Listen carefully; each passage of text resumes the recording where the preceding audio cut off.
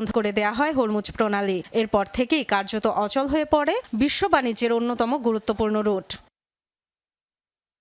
এবার পুরোপুরি বন্ধের ঘোষণা। ইরানের বিপ্লবী গার্ড আইআরজিসির কড়া হুঁশিয়ারি, প্রণালী দিয়ে পার হওয়ার চেষ্টা করলেই আগুন ধরিয়ে দেয়া হবে জাহাজে। কেবল তাই নয়, হামলার শিকার হবে তেলের পাইপলাইনও। বিশ্ববাজারে তেলের দাম $200 দাঁড়াতে পারে বলেও হুঁশিয়ারি দিয়েছেন আইআরজিসি কমান্ডার ইব্রাহিম জাব্বেরি।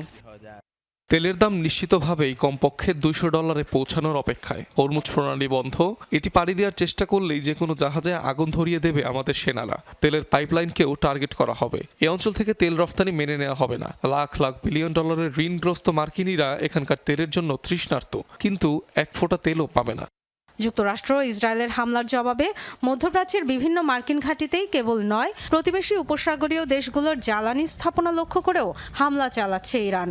কাতারের রাষ্ট্রীয় মালিকানাধীন পেট্রোলিয়াম কোম্পানির 2টি স্থাপনায় হামলার পর তরলীকৃত প্রাকৃতিক গ্যাস উৎপাদন বন্ধ রেখেছে দেশটি।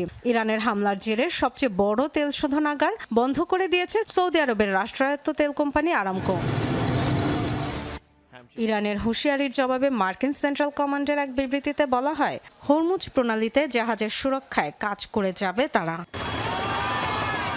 ডরথি তাসরিন।